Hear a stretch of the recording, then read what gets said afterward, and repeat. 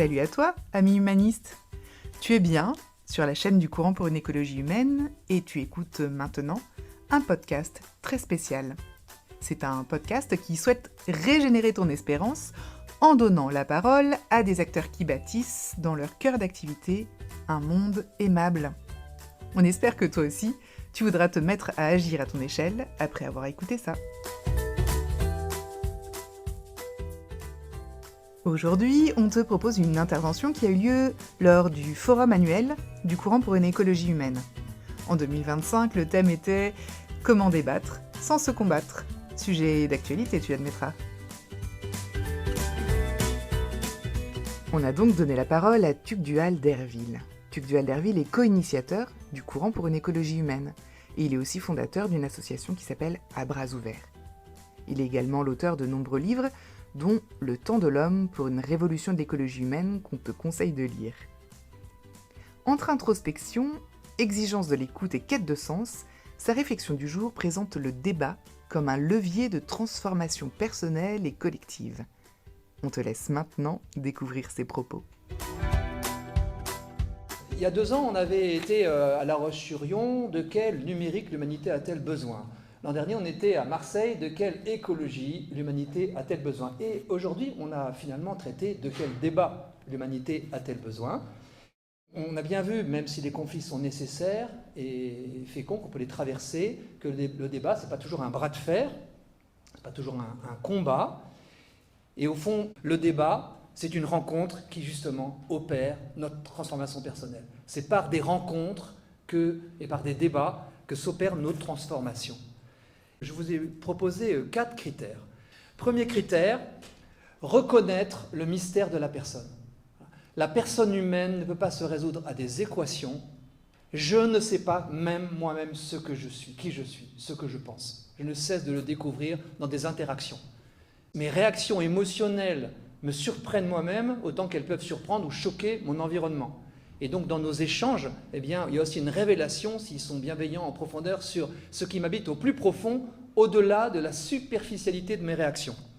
Énigme à mes propres yeux, et du coup aussi curieux de l'autre.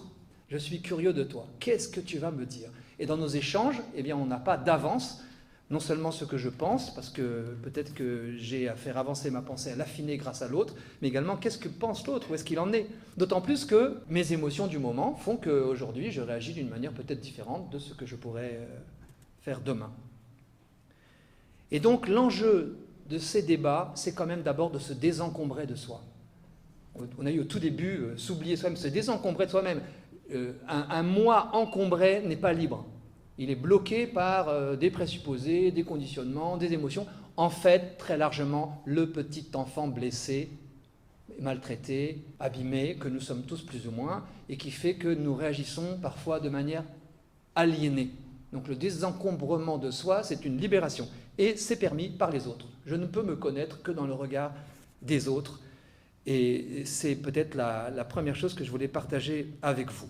Parce que pour bien des sujets, je ne sais pas. Je ne sais pas. Je partage tout de suite peut-être une courbe qui m'a beaucoup amusé. Vous l'avez peut-être vu, la courbe de Dunning-Kruger. Elle était particulièrement d'actualité au moment de la pandémie, qui nous a fait nous étriper réciproquement au sein des familles, des couples, des structures, des associations. Cette courbe de sociologue américain a estimé que lorsqu'un sujet vient nous perturber, très vite, être humain, je me réfugie dans une conviction très forte, marquée par une incompétence absolue, notoire, dans ce qui s'appelle la montagne de la stupidité. 0 compétence, une conviction affirmée. Je choisis mon camp. C'est comme ça que je me sécurise. Après, je travaille le sujet. Je grandis en compétences et je descends au fond de la vallée de l'humilité. Je ne sais plus quoi penser du sujet. Tellement c'est plus complexe que ce que j'imaginais quand je me réfugiais dans mes certitudes. Et je travaille encore, je discute, je débat, je travaille, et j'arrive dans ce qu'on appelle le plateau de la consolidation, où j'ai des convictions cette fois étayées, mais jamais aussi affirmées que quand j'étais dans la montagne de la stupidité. Je pense que c'est ce que le débat peut nous permettre. Voilà le mystère de la personne et qui, au fond, bien souvent ne sait pas. Ensuite, consentir à l'exigence de l'écoute. Et au fond, on a pu comprendre aujourd'hui que l'écoute, c'est un vrai sport difficile, nécessitant une formation, de la préparation, de l'entraînement. Donc, j'ai besoin de cette confrontation pour penser. Notre individualisme nous fait croire qu'on se fait tout seul. En fait, non. On ressemble pas mal aux bancs de poissons. Vous savez, les bancs de poissons qui, pour échapper aux prédateurs, font des mouvements instinctifs qui les sécurisent. Et nous aussi, nous avons des courants de pensée. Nous aussi, nous avons des modes. Brusquement, tout le monde s'habille en mouton ou s'habille... c'est pas une critique, c'est moins le cas là, je vois, mais ça... Ou alors en guépard et tout ça. Parce que l'être humain, en fait, pense avec les autres, par les autres, au travers des autres. Dans tous les domaines, il y a des mouvements de pensée qui sont des magnifiques moyens de piétiner cet individualisme, même si parfois il faut oser être à contre-courant, parce que c'est pas parce qu'une immense majorité pense quelque chose que pour autant c'est juste. Mais voilà, accepter que nous évoluons les uns par rapport aux autres.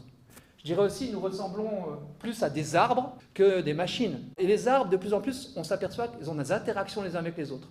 Ils interagissent avec des écosystèmes très complexes, par leurs racines, par les champignons, etc. Et nous sommes de même, nous qui nous enracinons en marchant, nous sommes des êtres vivants.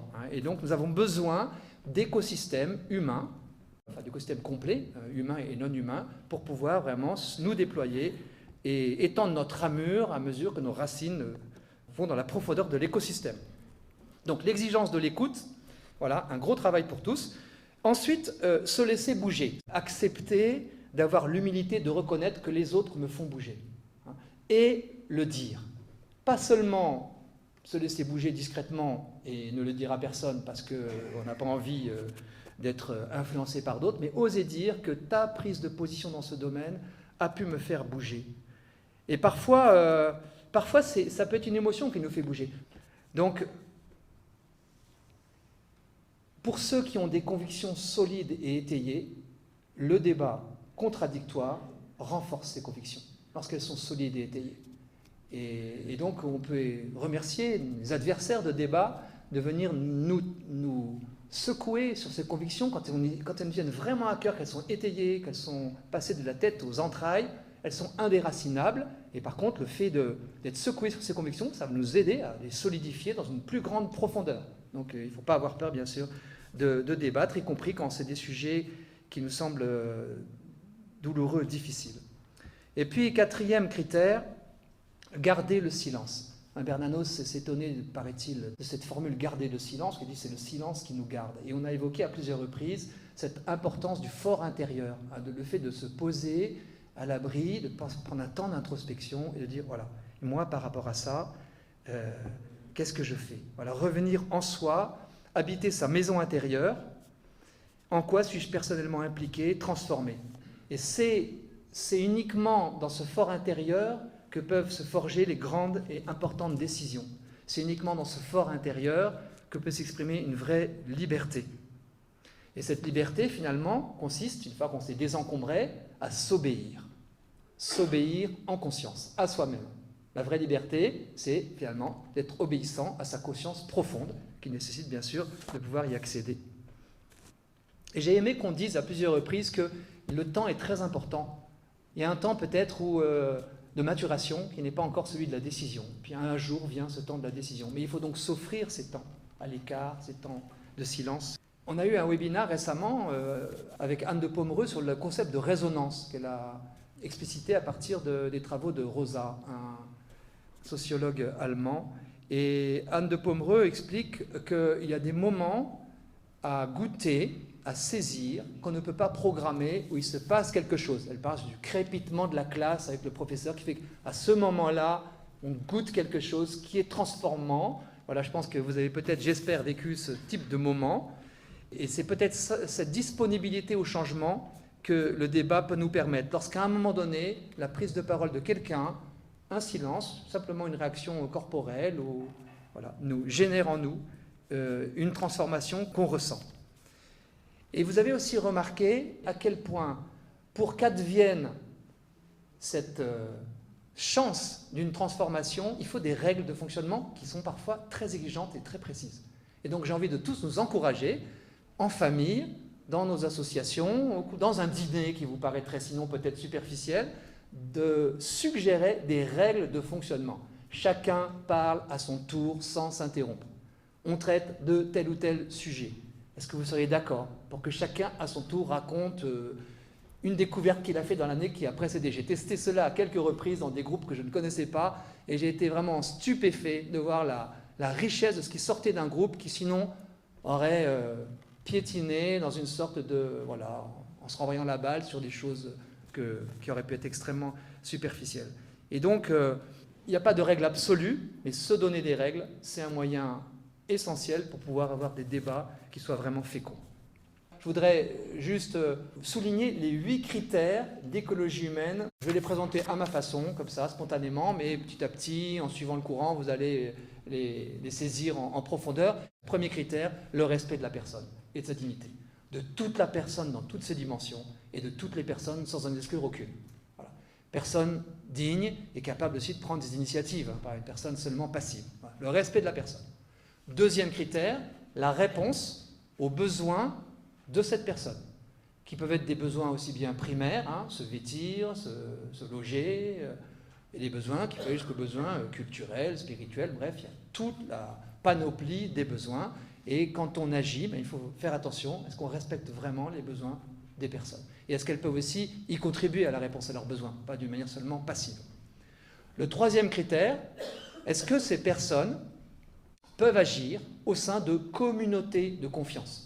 Puisque nous ne sommes pas des individus isolés, mais des personnes interdépendantes, citoyens d'un quartier, d'une ville, membres d'une famille, d'un groupe, d'une association. Eh bien, nous avons besoin, pour vivre, de communautés de confiance, une ou plusieurs, et est-ce qu'on peut y agir, y interagir dans ces communautés de confiance?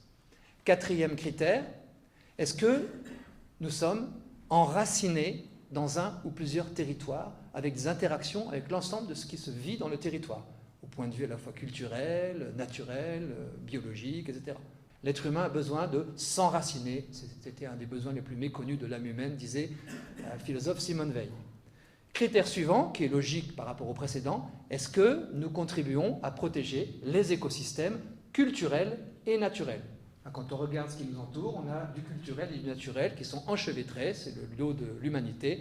Et est-ce que nous pouvons contribuer à la préservation de ces écosystèmes, à proximité ou plus loin, ne serait-ce que pour avoir la dignité et l'honneur, la joie de pouvoir les transmettre aux générations suivantes? Le critère suivant, je ne peux pas agir librement si je n'ai pas une information fiable. Et le critère suivant, c'est est-ce que chacun a à disposition des informations plurielles, multiples, peut-être contradictoires, mais au moins fiables, qui lui permettent de choisir, d'agir librement. Et c'est absolument essentiel, parce que si j'ai une information biaisée, si je suis gavé aux fake news, je vais prendre des options, des décisions qui seront absolument contraires à ma liberté, bien que j'imagine, je crois, agir librement. Avant-dernier critère, il s'agit du soutien des institutions publiques. Est-ce que ces institutions publiques me soutiennent dans mes initiatives, dans ce que je fais? Est-ce que je me sens porté au niveau local, national, peut-être international?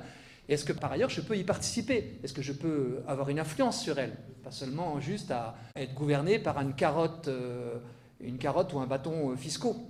C'est pas comme ça que l'être humain s'épanouit. Il s'épanouit quand il prend des décisions contribuant au bien commun et en lien bien sûr avec ces institutions indispensables parce qu'on vit en société.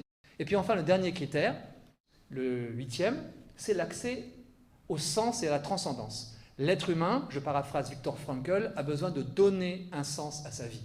Il a besoin de lui donner un sens et à donner un sens aux événements qu'il traverse. Ce sens, c'est parce que c'est un être spirituel, il est porté vers plus grand que lui, donc ça inclut la dimension de la transcendance, pour certains, la dimension religieuse, qui doit bien sûr pouvoir être respectée. Et là, on rejoint la personne et son respect, et puis les 8 autres critères, oui, ça tourne comme ça, et ça résonne les uns par rapport aux autres. Enfin, nous pensons que ces critères sont pratiquement incontestables, et par contre, dire si je les respecte moi, je vous dirais non. Il y a bien de ces critères que j'ai du mal à respecter, parce que chercher la cohérence dans nos actions, en toute chose, c'est assez difficile de respecter pleinement ces 8 critères. C'est ce chemin qui nous intéresse. Il y a le but, puis il y a le chemin pour progressivement opérer une transformation d'écologie humaine, on peut dire, qui consiste à respecter pleinement toutes les personnes, et bien sûr dans les écosystèmes indispensables, y compris dans la gratuité de ces écosystèmes, parce qu'une fleur n'est pas seulement utile parce qu'elle fait un médicament, ou même parce qu'on la met dans un vase, pourquoi pas, elle est utile en elle-même, c'est une fleur. Voilà. C'est un autre vivant. Lancer des débats. Et lancer un débat, c'est pas juste pour le plaisir de débattre intellectuellement. Je faisais ça avec mon petit frère quand j'étais dans notre chambre, on se choisissait un thème, cuisine à l'huile ou cuisine au beurre, et on débattait. Mais quand finalement un entraînait l'adhésion de l'autre, l'autre changeait d'avis en général. Parce qu'on aimait cette confrontation. On a débattu sur plein de sujets comme ça, mais c'est quand même un peu stérile. L'enjeu, c'est de se laisser transformer. Et donc, le petit plus peut-être qu'on essaye d'apporter, nous, c'est qu'au-delà de ces débats, nous soyons acteurs des changements pour nous-mêmes. Nous-mêmes individuellement, avec d'autres, et pourquoi pas, au plan métapolitique, ceux qui sont appelés à faire de la politique, ici ou là, sont appelés, avec d'autres, à transformer la société. Et ça passe bien sûr par le débat. Un débat donc qui nous défossilise de cette tendance que nous avons à compter les points en déplorant tout ce qui se passe, écrasé par les nouvelles géostratégiques, géopolitiques, les pandémies ou autre chose. Donc vraiment, dépassons le fait d'endurer pour agir. Et l'expérience que j'ai, qui essaie d'agir quand même, c'est que je me sens souvent écrasé par plein de choses, mais quand j'ai agi à ma petite mesure, je me couche sur mes deux oreilles, je me dis, je l'ai fait. Voilà, c'est fait.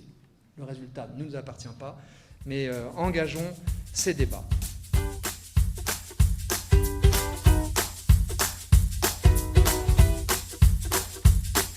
Cher auditeur, merci de ton écoute. Si tu as apprécié cet épisode, partage-le autour de toi. Et pour suivre nos actus ou juste t'abonner à notre newsletter mensuelle, on te donne rendez-vous sur www.ecologihumaine.eu. À bientôt!